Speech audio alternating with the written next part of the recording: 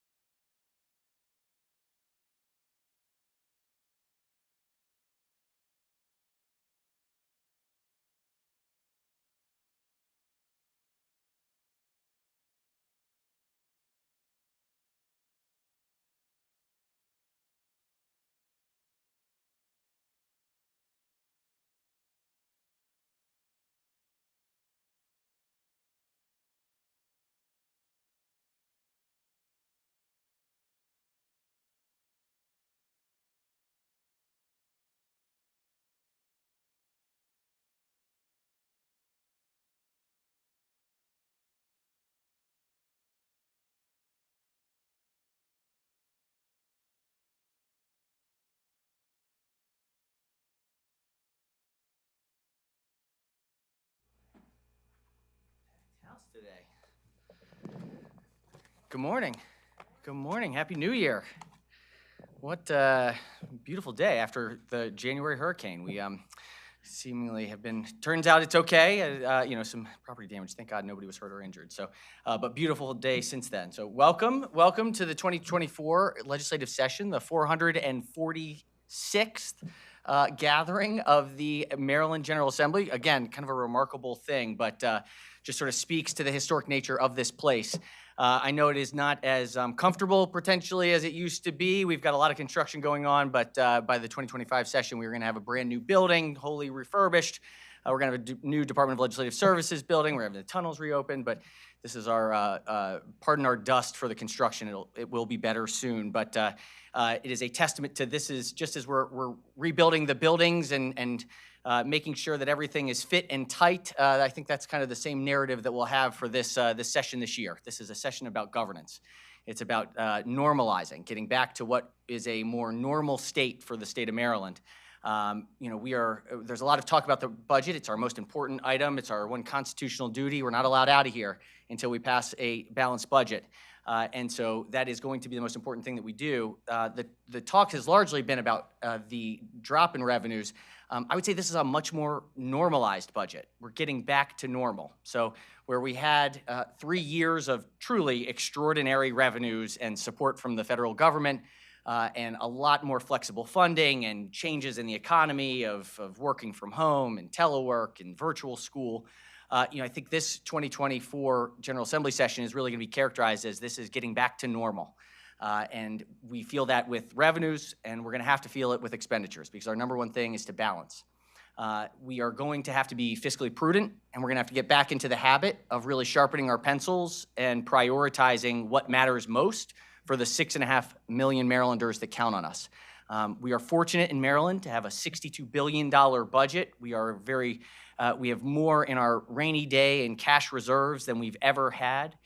We planned for this. We planned that we were not going to have that extraordinary federal revenue for years and years and years. And so we stockpiled cash to make sure that we would be prepared either for a downturn or for situations like this where our revenues underpace expenditures. And so this is a year of tightening things up.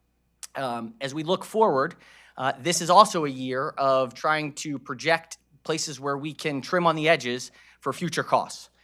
We have to make sure that we're investing in the things that matter most: education, public safety, healthcare, protecting our environment, and we will. But we also have to look closely at every program that we're currently funding and making sure that it's getting the results that we desire and that Marylanders expect. We have to watch every penny, and we have to prioritize. And if something's not working, we got to cut it and reallocate those funds towards higher priority items. And so I think this is a normal process for the legislature. This is what we do. We previously only had the ability to cut, and so this is not a new thing for what the legislature is going to have the ability to reinvest in. There are going to be a number of different policy issues that we are taking on this year. Our number one goal is to create a safer and stronger Maryland. We have to set ourselves up for growth, and we have to make sure that we are remaining competitive, not just in the region, not just nationally, but globally. And so you cannot be a safe and strong competitive state unless people feel safe. We have work to do this year to make sure, particularly when it comes to young people with guns who are using those guns to shoot other young people or are the victims of firearms, or are using those firearms to rob others or carjack and steal cars. It's got to stop. And we have to do whatever we can to make sure that in that targeted, segmented area where we are struggling with young people, that we do the things that are necessary to provide the right supports, the right accountability, and the right systems for engaging at the right times. I will say, and I think it's really important, the context of this work is around three big things that exist. And for those of you who were there earlier this morning, I sort of went into, I won't go into it in as much detail, but I think young people today are facing things that no other young people in the history of humanity have ever had to face. A 100-year pandemic coming out of, in which the whole world was shaken up, in which they were in some cases, especially those kids who are the most at risk, were out of school for a year. got into habits that were not good for their own development and for their own, not just academic development, but personal growth. We have more guns. Second thing is we have more guns in society and in the United States than we have ever had per capita in the history of this country. There are more guns bought and sold in the last 2 years than ever.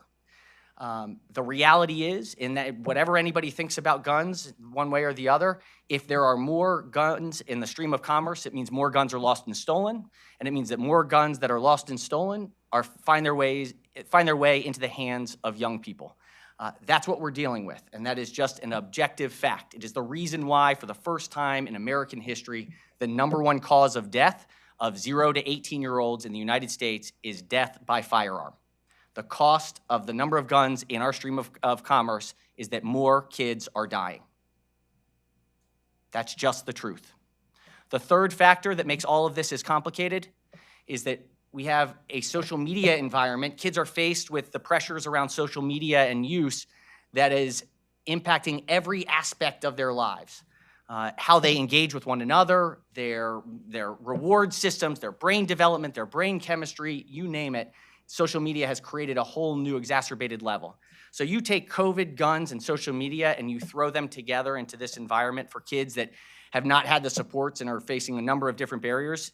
Sadly, that's the reality of what we're seeing in the derivation of what we're struggling with. It can't continue. We have to find our way through. But this is a unique moment, and we have to provide the right resources and supports to make sure that kids are held accountable, that they get the right services to change their behavior, and their families have the right supports, and that communities feel safe. It's essential. It's essential for remaining competitive and for building our economy.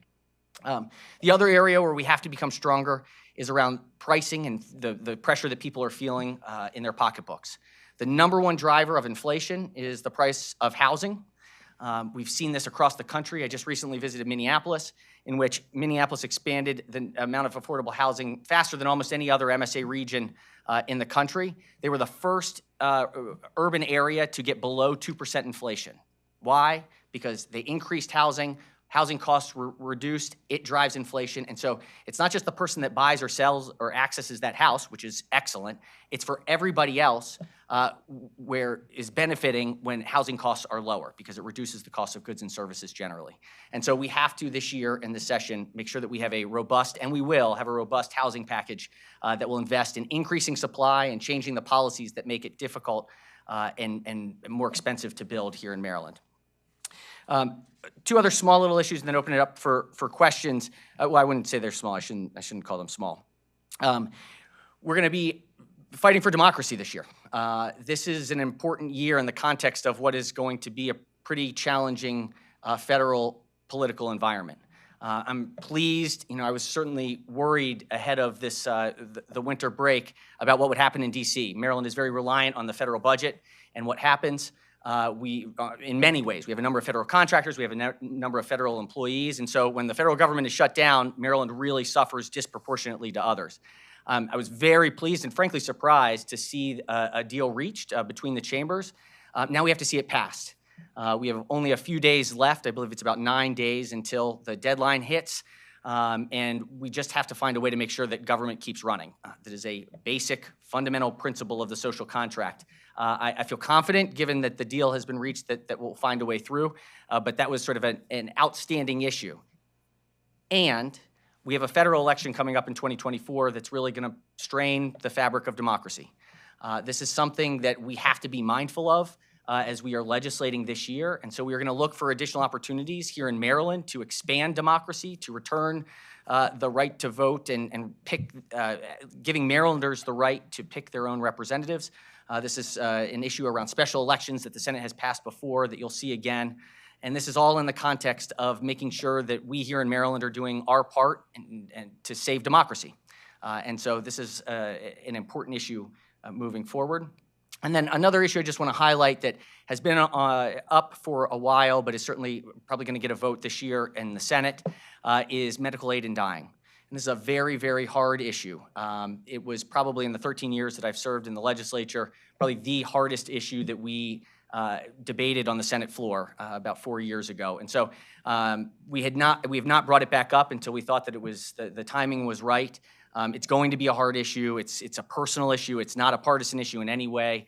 This is one where individuals' personal experiences really drive where they land on this. And so I do expect it to be a topic of important conversation this year. I believe it will pass the Senate, and we'll see what happens moving forward. So with that, let me go ahead and open it up to Dave. Mm-hmm. What is the criteria to determine, going back to the budget, what is the criteria to determine spending priorities? At least in the Senate. Yeah, number one is going to be about, are we setting ourselves up for future growth? That has to be the key priority. Is this program ensuring that we are creating a safer and stronger, more competitive Maryland? We have to make sure that as we look as a region, that we are reducing costs so that we can be a place where people want to come. You know, I was just at the Senate President's Forum last week and was meeting with a number, I think it was about 27 other presiding officers from Senate chambers across the country. And the majority of them were talking about ways that they are anticipating the likely tax cuts. That's not the position that we're in, but we have to be very realistic and mindful of the context in which we are operating. And so if we are a place where our cost of doing business is higher, and objectively that is the case, then we also have to say that we have the best services in the country. And so if there are instances where those services are not matching the exceptionally high expectations that Marylanders should have, they either we need to move away from them and invest in other things, or we have to figure out immediate ways to improve them. And so how we can remain competitive is certainly number two. And then I would say the third is really around our core principles. I mean, we are making sure that we are investing in things that set us up for the long term. The market and private actors are going to take care of the short-term issues. We want entrepreneurs dealing with the short-term challenges that society may have. Government exists to deal with the long term.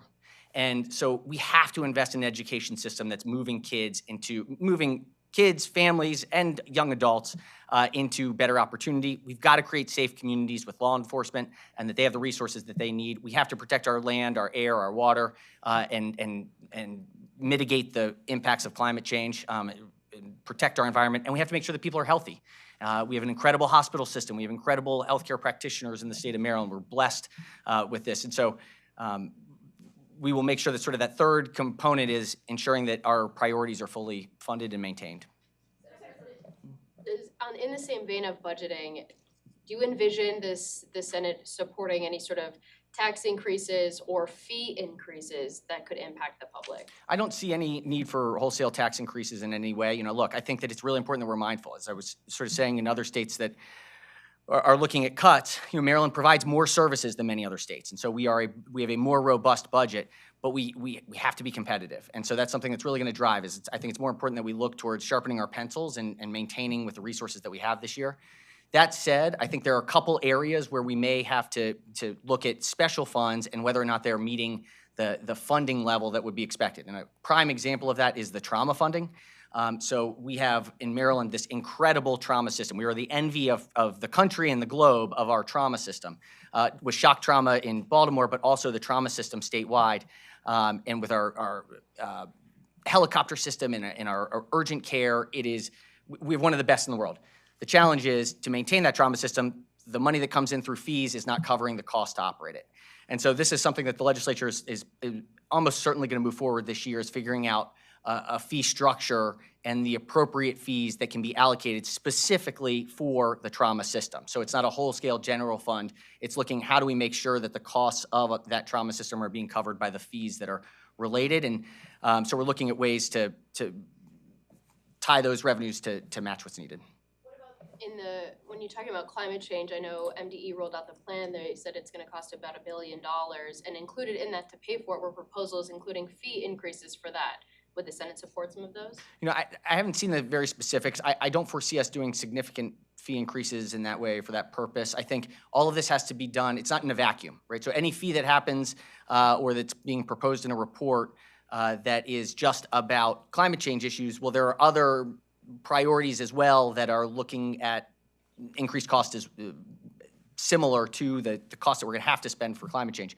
So I would say certainly this year there needs to be better coordination and thought around what dollars are being allocated for the purposes of mitigating climate change. I don't see us increasing specific fees or a new tax related to that this year. But we're going to have a conversation about this realistically. You know, you look last night with a January hurricane and the flooding that was happening in my own district, in the 46th district, downtown in Annapolis. You know, we have to look at this in a balanced approach. We're going to have to spend to mitigate future carbon emissions, which has to do with moving towards a more fuel efficient and more green energy production. But also, we're going to have to spend on resiliency. And I think that is an enormous cost around that we have to take into account. It's not just about changing towards more clean energy generation. It's also about building up the infrastructure so that we are more resilient for storms like this that sadly are going to be coming more and more frequently. And so, you know, that said, and I go back to that second principle, we have to be competitive too. We cannot be the only state in the country that is expecting to cover all of these costs because it will just make us uncompetitive to our surrounding jurisdictions. And so that's going to be an important feature here. I think the story of what you'll see out of the Senate is about balance and finding ways to balance really important interests, both of which are important, but they have to be balanced, and that's what good policymaking is. It's not being evangelistic about a certain thing. It's about how do you balance to move the ball down the field. Could you talk about transportation funding in the Senate, you know, coming after the transportation revenues commissions that were released earlier this month? Yeah, and this was an interim report that was released. For those of you who hadn't seen, this is our Train Commission, the Transportation Revenues and Infrastructure Needs Report, or Commission. So the Train Commission put forward a number of recommendations around prioritization, a few little revenue things around electric vehicles and potential tolls. You know, what's most important, I think, this year is being clear to Marylanders, should there be additional dollars, and with the dollars that we have, how are we prioritizing investments in our transportation infrastructure? Maryland is unique in that we have this transportation trust fund where all transportation dollars are in one bucket. So airport, port, roads, bridges, transit systems, trains, all of it gets funded out of the same bucket. And I think one of the challenges is showing that if additional money goes into that fund, how are we going to prioritize moving forward? Are we going to invest more in mass transit, in roads and bridges, and in making our port more competitive? And how are those decisions going to happen? So, or what are the characteristics and criteria? And so this year, I think it's important that we really spend time making the case of how additional revenue, should they materialize, how they would be spent. And then we'll give the Train Commission another year to really think, if we have, actually, let me just pause for a second. The good news is we have sufficient dollars to maintain our current infrastructure. So it is not, if we do not want any expansion, we have sufficient money. That's a good thing. We're not talking about a crisis where we can't even maintain our roads and bridges. The challenge is, I don't think that that's the best thing to make us competitive in the future. We're going to have to invest more to make it more efficient to move people, goods, and services in the state of Maryland. And so that's what, moving forward, we're going to have to pay for it if we're going to do any enhancements. That's not this session, but for the upcoming year, this commission will be charged with figuring out if we do need additional investments to enhance and build further out our infrastructure. We've got to pay for it in a way that is equitable and thoughtful. And so we'll take that up a year from now after the commission's had a chance to really review what might be feasible. Senator Ferguson. Oh, go ahead. And then I'll go. Okay. In the past, in regard to juvenile justice, you've spoken about the need for cohesion among different agencies. You've talked about how that could probably be done via executive order.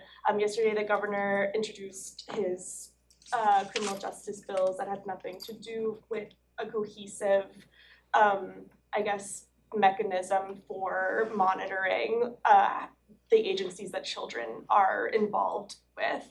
Is that something that you think will have to be done legislatively? Have there been conversations with the governor about moving forward with an executive order? I think there's still efforts in place to work on how different agencies that impact kids and families will collaborate together. What used to be Office of Children and Families, Governor's Office of Children, Youth and Families. I know that the governor is still working on that effort, and the secretaries are in communication on a weekly basis about moving that forward. It hasn't happened yet, but I do know while they're working on the potential of an executive order, they're still trying to build up the muscle capacity to better collaborate. it's critical. It is absolutely essential. In the juvenile system, and especially as we're worried about kids with guns, and these are kids, many of these young people are those young people who have had some of the most traumatic and horrific things happen in their lives. That does not excuse their behavior, but it does help to explain it. And the only way forward is to address, to have the accountable programs that are addressing those stimuli that created that behavior in the first place. That's not just going to come from Department of Juvenile Services. It's going to come from the Department of Health in some cases, from the Department of Human Resources. And so I know that the governor's office is very focused on creating a better system of collaboration. I'm hopeful that we'll see an executive order and daily functioning improve soon, and that there will be more action there soon. I do think that some of the programs that the governor announced were good programs that I think are effective. I think we have to make sure that we are actually this is a prime example of making sure that we're investing in diversion programs that are actually getting results. You look at the UMBC Choice program. It's about 350 kids per year. They have a success rate of 98% of kids that are in the UMBC Choice program do not get arrested, or I think it's 99%. 98% do not receive charges, 99% are not rearrested. And so, this is a program that works. We should be expanding the investment in those types of programs that understand how to provide those in-depth wraparound supports and accountability to change kids' behaviors. And so we are looking to invest further in those and hold the system accountable. We work very closely with the governor's office. But the legislature also has a job to do. We are an oversight body, and we are looking with our House counterparts at ways that we can make sure that we are looking at that everyday oversight and accountability of the daily operations of what happens within juvenile services and the various agencies to get better results. I just mentioned a story of a 16-year-old who was recently killed in the city, who was arrested in August of 2023 on auto theft and was released without diversion. Then was arrested again in November, released without diversion and no programming for auto theft. Was arrested in December of 23, this time was released on an ankle monitor until a case could be formalized. That child is now dead because was killed in the streets, presumably while trying to engage in another auto theft. That is the case study example of a system breaking down that is horrible for kids and horrible for communities. And so we have to hold the everyday executive functions accountable to doing the job of following the law and engaging in the real work that is required every single day to change outcomes for kids. Just a very quick follow-up. Yesterday during his press conference, the governor also suggested that lawmakers consider policy changes to gun or firearm charges by changing certain consequences from misdemeanors to felonies. I know that's been a sticking point in some conversations in prior legislative sessions. Is that something that would? I mean, look, the Senate has passed legislation related to that in multiple occasions. But I've said every time that we've passed it, I think there is something specific around firearm crimes. I think there are enhanced penalties. I am personally supportive of enhanced penalties around firearms crimes because I think we are facing a crisis when it comes to firearms generally. And it has to be clear that we are sending a message that if you are using a firearm and to engage in chaos in a community, it can't continue. It doesn't matter if you're a kid, if you're an adult, it doesn't matter. And so that is something I've been personally supportive of. However, I know for a fact it doesn't solve the problem on its own. It takes everyday execution and collaboration to both prevent, intervene, hold people accountable, and rehabilitate. All four matter. And so, I know the governor said he personally supports it. It's something I've personally supported the Senate's move forward. If it's part of a larger package of things, I think it's something that we'd explore. But, I don't want the debate to get stuck and focused on whether or not we increase a penalty or change a misdemeanor to a felony, because at the end of the day, I just don't think that individual who has decided to pick up a gun and shoot somebody is contemplating, is this a felony or a misdemeanor, or is this 6 months or a year? I just think it's more complex than that. And by the time the person's carrying the gun to go commit the murder in the first place, all that's out the window. And so we've got to have a more comprehensive approach. Senate President, in your conversation about juvenile justice earlier, you talked about the importance of execution and implementation in addition to what the content of the bill is. And in the case of the 16-year-old, knowing that and thinking about that idea, what would you have done differently? Yep, great question. It's the intake process. I think that is where we've had a huge challenge. And this is something in the city, but I don't think it's exclusive to the city. We have to make sure that everyone's rights are protected.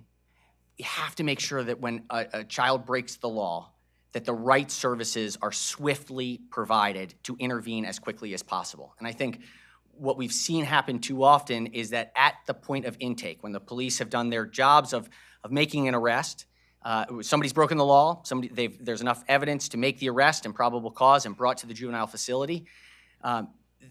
Too often we've seen young people lost within the system after that point. And that has to change. It has to change. We have to have a more targeted impact on when a 16-year-old is arrested for auto theft, things are not going well. And there has to be the mindset of not just checking a box of, we did the screening, we're just gonna send it to diversion. There has to be the question of what does this child need to change his or her behavior, because it can't continue like this. And that happens in that intake process. And it's a complicated process between law enforcement, the Department of Juvenile Services, and ideally what we'll see will be the state's attorney's office having a conversation about what services are needed, and likely the public defender's office too, because I think it's important that the child have their own representation as well. That has to be geared not towards I did my job or you do your job. It has to be about what are each of us doing to make sure this doesn't happen again. And I think that's what's different in the juvenile system that is not the case in the adult system, which is a much more adversarial system. When it comes to the juvenile system, it's got to be about how do we stop this behavior. In the intake process, I know some of the state's attorneys have come out with their legislative priorities. One, it talks about removing the guessing nature of the intake process for certain crimes and putting that in the hands of a judge or a judicial magistrate. Would you support that proposal as well? I have to understand that one a little bit better because I don't exactly know how that would work, because there's not a judge or intake officer immediately available, not a judge or a magistrate immediately available in many cases, particularly overnight. And so because of protections around juveniles in custody, I'm not exactly sure how it would work. And so I do think that there has to be a clearer process, particularly with young people who have firearms. I think that this is something that we have to be very targeted and specific about, that if a young person is picked up with a firearm and is engaged in some sort of criminal behavior with that firearm, there is a different approach at the point of intake and immediate service provision. We have to be more urgent in the delivery of the accountability for that young person as well for the community that has experienced that harm. Senator, Oh, sorry, Sue. Yes, I'm sorry. on the matter of affordable housing, you said you anticipated what you called a robust housing package. What might that look like? Yeah, I think it's two sides. One of it's always, at the end of the day, it's about increasing supply. We need more affordable units, and we just need more development and units overall, because it's not, affordability is essential. We know that we have a glut of demand, just an enormous amount of demand for affordable units, but it's about having more units in the system overall, because that has a downward pressure on prices for mortgages and for rents. And so it's about increasing supply, which is about money, helping affordable housing projects pencil out. We have great programs in place like Rental Housing Works. We have some community development funds that have been really helpful. Bernie, strategic demolition, helping to defray a lot of the costs so that they don't have to be borne by the developer, that they can be sort of taken out of the pro forma so that these affordable housing projects pencil out. Because what's important for everybody to remember is that it costs the same to build an affordable housing project as it does to build a market. It's the same sticks and mortar, it's the same concrete. It's just, so you have to be a little bit more thoughtful in the financing of affordable housing to have those units available. And so we need to put additional funds towards affordable housing.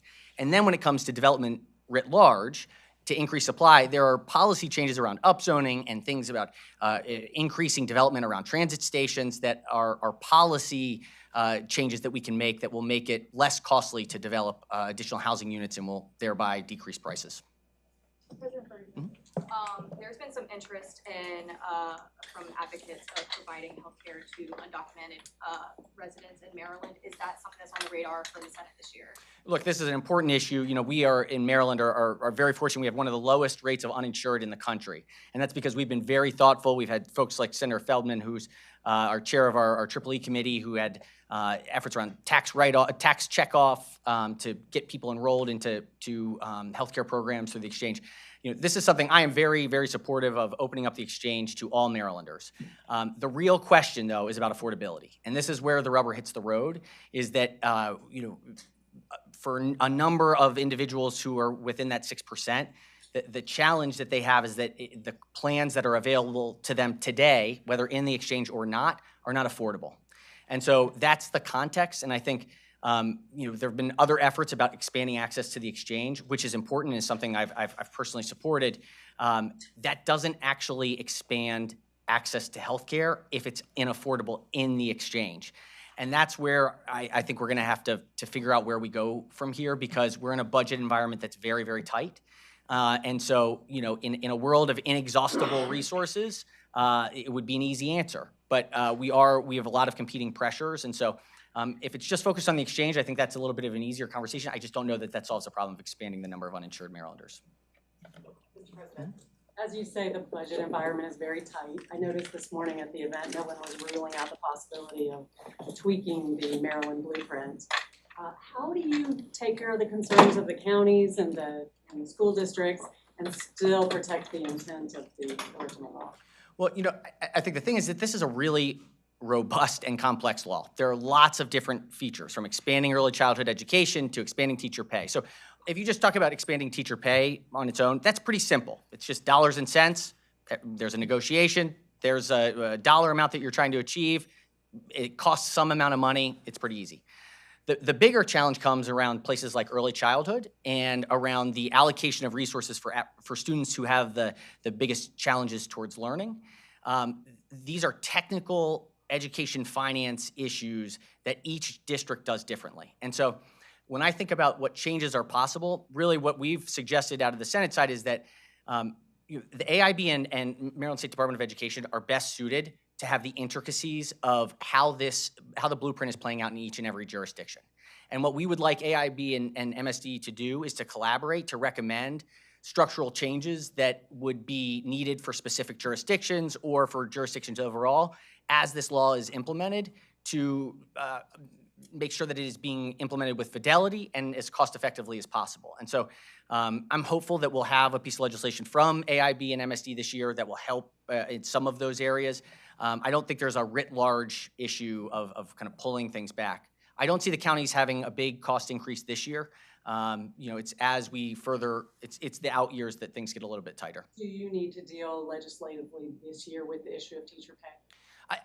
I think we're going to move forward with teacher pay, and even, you know, you go down to St. Mary's. This is one that's really important to get to that 60,000 base level. I mean, fundamentally, you have great schools because you have great teachers, and you have to have great. There are a lot of teachers who have been expected to sacrifice, and you know, the idea of like the teacher working many hours or buying their own supplies. I mean, that's crazy. That's not going to get you a good system. If you want great teachers, you got to pay them. And so I think we have to absolutely stay on the path towards the 60,000. And you don't want jurisdictions poaching off of one another, which will happen because they can go above the 60,000. But at least we have a threshold level, especially for Eastern Shore and Western Maryland that have other states on the borders. You know, what we hear from places like St. Mary's and on the Eastern Shore is that a lot of Delaware teachers, great Delaware teachers and West Virginia and Pennsylvania teachers are coming to Maryland because they're seeing the increase of teacher prices. Now, we still have a supply issue, but we're seeing it start to work. And so I think it's important that we stay there, at least on making sure that we're paying teachers and that we hold them to high standards. I mean, the money comes with additional standards. Mr. President, you spent the last few years dealing with Supreme Court rulings and responding to them. Last year's was the end of affirmative action in higher education. I believe there's 2 pre-filed bills that deal with admissions. Will something pass? What do you think it'll look like? What are you guys going to take up? Yeah, look, I've been working very closely with our President Pro Tem, Malcolm Augustine, who's been really kind of leading the way on this. I know also Alonzo Washington has been, Senator Alonzo Washington from Prince George has been working hard on this issue as well. Right now, we're looking at a mechanism of looking at kind of the top 5 to 10% of each high school having an entrance process. We're working with the University of Maryland system to make sure that we design a program that makes sense. I think it's absolutely essential that we have universities that reflect our diverse state. It makes the universities better, it makes the student bodies better, it gives everybody a better chance to interact with those who may have different experiences than them. And so, you know, before the Supreme Court case, I think there were only 2 institutions in Maryland that were using race, and those that did, the one that was using it in the University of Maryland system was using it as one of 26 measures. So it's not likely that the Supreme Court case will have an enormous impact on the admissions process here in the state of Maryland. But if there are additional tools that can be offered or provided to ensure that we have a diverse higher education system in Maryland, I think the majority of folks in Maryland, in the Maryland Senate support it. Mr. President, we know that some neighborhoods in Maryland are safer than others. And that is because of decades of decisions made by government actors, not necessarily during your time. I hope not, but. But what I want to understand is, are you in favor of increasing penalties on minors who pick up an illegal gun because they feel it is the only way to keep themselves safe? And is it fair to do that when the previous governments also failed to keep their neighborhoods safe? It's a tough question, right? I mean, I think this is the crux of it. At the end of the day, kids can't carry guns, and we have to get away from this idea that you are safer if you have a gun. And that sounds so hard to say out loud, because I know that there are kids that are scared going to and from school. I used to teach kids I always say all the time that the 9th, 10th, and 11th graders that I taught at Southwestern High School, it was harder for them to and from every day getting to school than it was anything that I had experienced in my life at that point as a 22-year-old teacher in front of them. And so, you know, I'm always very mindful of the lived experience being different. But we are in a crisis with firearms, and I think we have got to have a different approach when it comes to the possession and use of firearms, particularly by young people. And so we have a job to keep them safe. We should be focusing on whatever it takes to make them feel safe to and from school, wherever they are. But I do think it's never going to be okay for kids to be carrying a gun. All right. Well, thank you. Good news. We have a new vendor in the State House, Sprouts. So thanks to Sally Robb for her great work in getting that to happen. So hopefully, as you all are here, we have a new vendor for lunch. So enjoy. Yes. Happy New Year. Thanks. If anybody's any follow-ups, let me know.